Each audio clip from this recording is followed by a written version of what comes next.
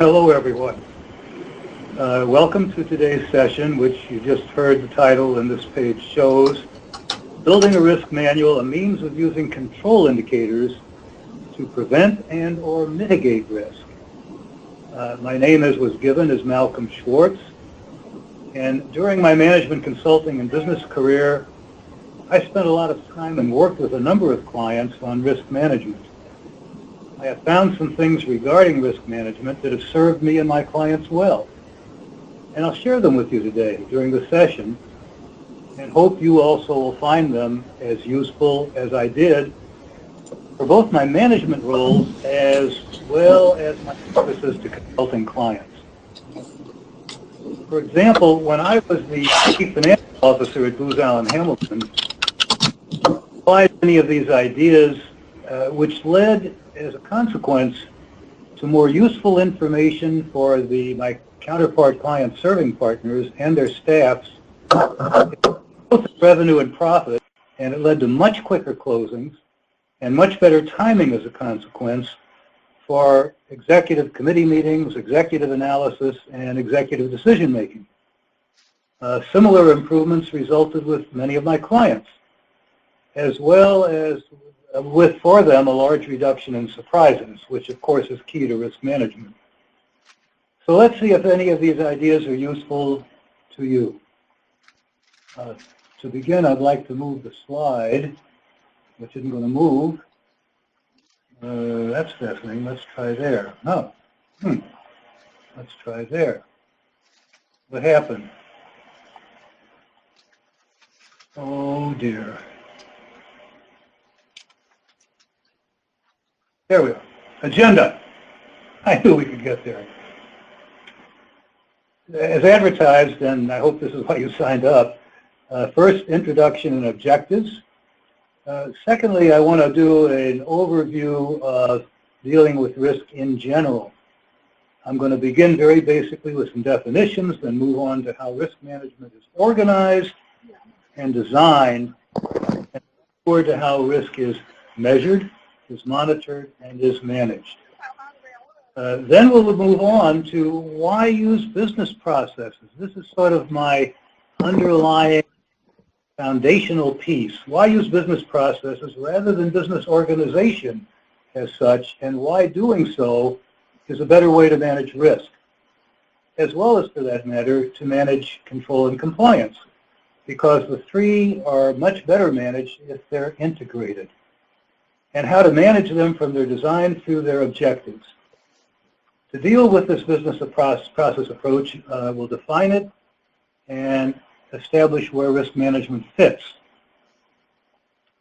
That will lead us to discuss the idea of a risk manual, or again, since I'm stressing integration, I just as soon call it the idea of a manual focused on policy and procedure from a business process perspective and incorporating and stressing risk management. What that risk manual is and how it is done. How it is done will lead us to some case studies, more than one, although this slide says a case study, where this approach was applied, where the general solution was tailored to the particular industry and to the organization and its issues. This will lead us beyond concepts to a particular solution design and how you could tailor this design to your situation and then proceed to and through ongoing monitoring. And of course, at the end, we'll wrap up with questions and answers and hopefully find that this was all useful. So let's get started. As I said, in regard to the introduction and objectives of the session, to begin, why focus on risk management? Well, it's a subject much in the economic news, and the stories about it range from organizations that are surprised by their handling or mishandling of a risk or risks, to surveys of executives, and the surveys lead to rankings of risks that trouble them most. And it also is in the news about techniques and about laws and about regulation and best practices and on and on. Much of this news is about managing the cost of risk management. So what gets attention is the idea of top-down risk management. Focus on the risks that matter because they are consequential. Well, the good news about top-down risk management and risk assessment is that it is a means of setting priorities, and that's important.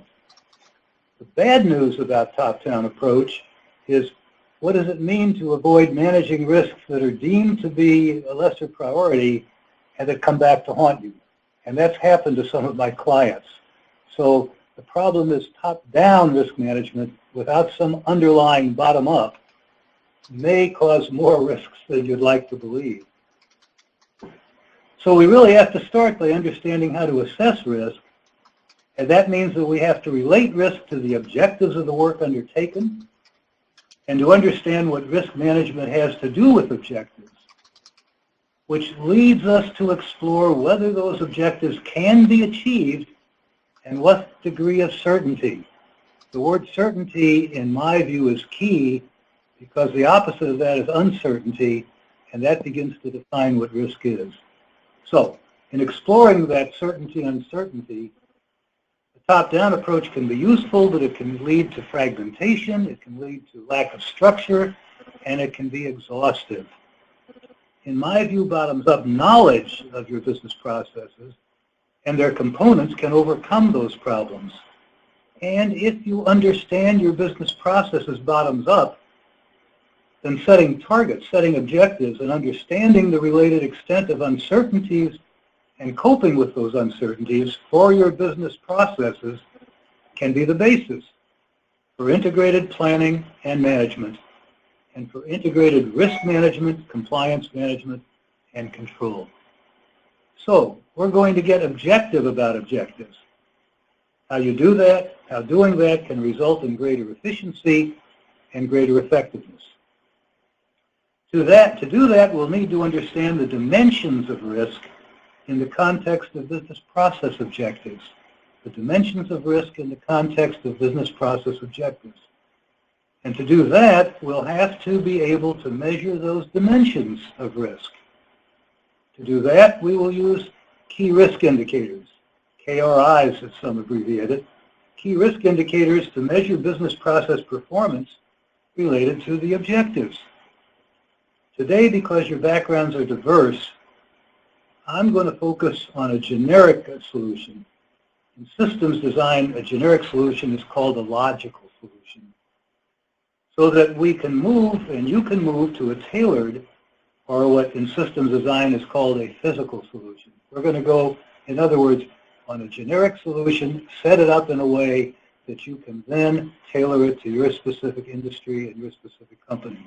And I'll give you some hints about that. So, let's get started and begin to deal with risk in general.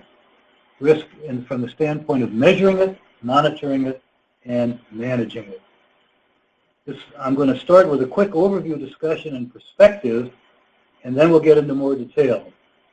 So we're going to go from definitions to how risk management is organized and designed, and then to how risk is measured, monitored, and managed. As an overview, every enterprise, and I'm using the word enterprise as opposed to organization, because I don't want to confuse things about an organization model of functional organizations or divisional organizations in your business. And because some of you may not be in businesses, but in service organizations, I'm using the word enterprise. So as an overview, every enterprise faces a variety of risks, and a variety of risks from both internal and external causes. The risks have to be managed. They have to be managed from establishing the enterprise objectives to identifying the causes of risks that affect those objectives, to assessing the uncertainties derived from those risks, to managing those uncertainties, and to monitoring these applications, these risks, these uncertainties,